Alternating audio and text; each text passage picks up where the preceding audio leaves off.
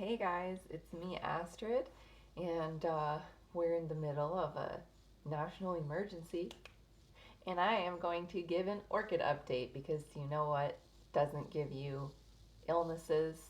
Watching videos of people talk about their orchids, that's for sure. So let's all do something healthy and enjoyable, and let's see what we have in bloom. First thing, I want to update on this crazy Phalaenopsis spike that I have had that I cut off, remember? And it keeps going.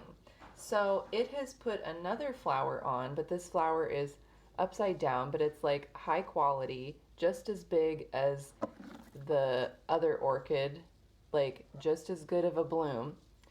And it is making, to my shock and disbelief, another bud. Do you see that? This is Phalaenopsis Cute Angel, and this one, it just put on this weird spike that sequentially bloomed and wouldn't stop, and I cut it off over a month ago, and it is still making new buds. Great.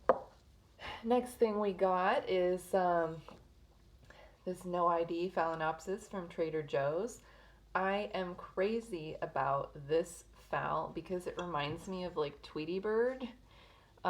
And earlier in its blooming cycle, it has pink right at the center. And so it's this very sunny, very cheerful, long-lasting flower. And it looks so nice, and the plant looks good. Like, this is one of my best and favorite Phalaenopsis orchids, and I really like this one.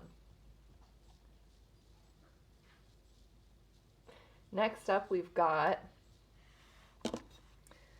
this is Phalaenopsis Twilight cross minus. So another Liu cross.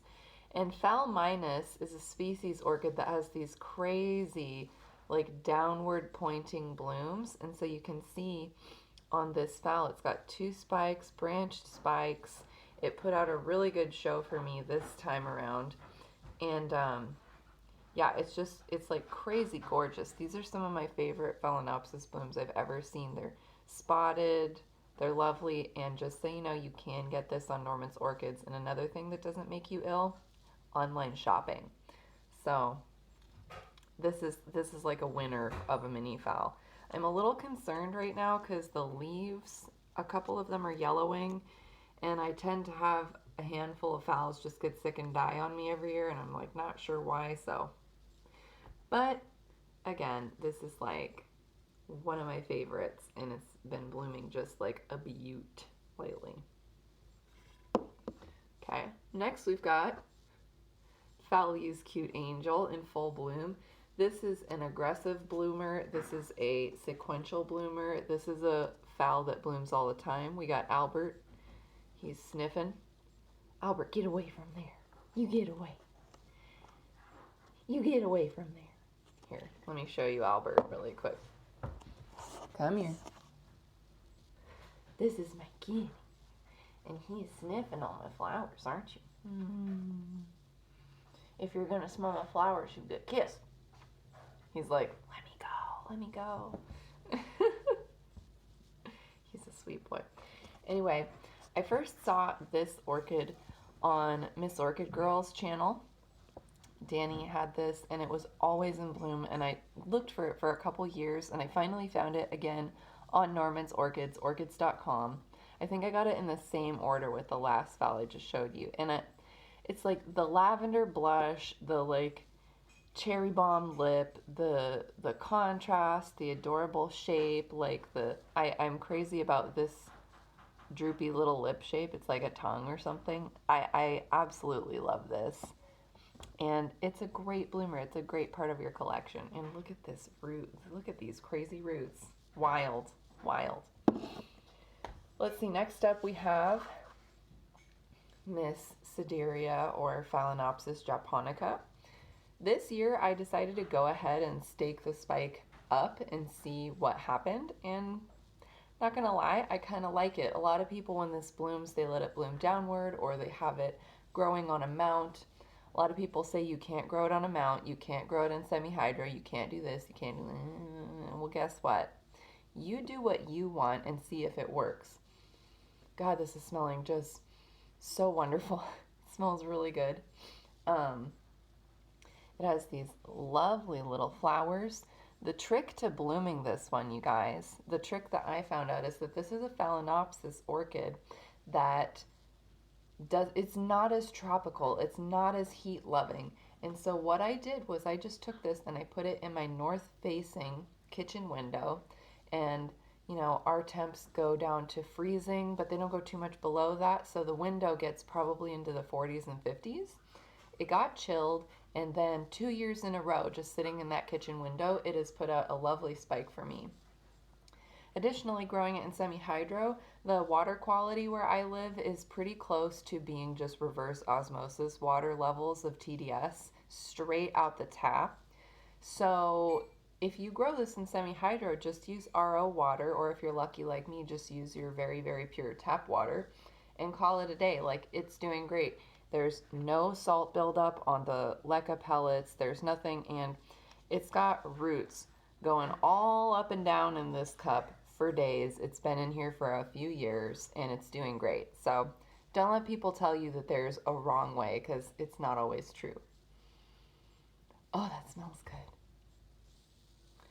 Okay, so next we're going to take a little departure from Phalaenopsis orchids, and this is Dendrobium Tetragonum. I got this at Sunset Valley Orchids when I was visiting Fred Clark's greenhouse, which, if you have the opportunity to be around San Diego area and go visit Fred's greenhouse, do it. He's nice. It's beautiful in there. There's always like tons of orchids in bloom. It's a lovely experience. I highly recommend it. But Dendrobium tetragonum is an Australian dendrobium, and it's called tetragonum because you can see the canes. If you took a cross section like this, they would be square. And I am a sucker for a dendrobium with weird canes. So I went ahead and I got this. And this one, it bloomed off this very first little baby cane. Can you see that? And it has bloomed off of every cane multiple times ever since I got it. It's a very vigorous, reliable bloomer. Not all of them were like this. I picked one that I saw was blooming from being a seedling because I wanted one that would bloom for me regularly.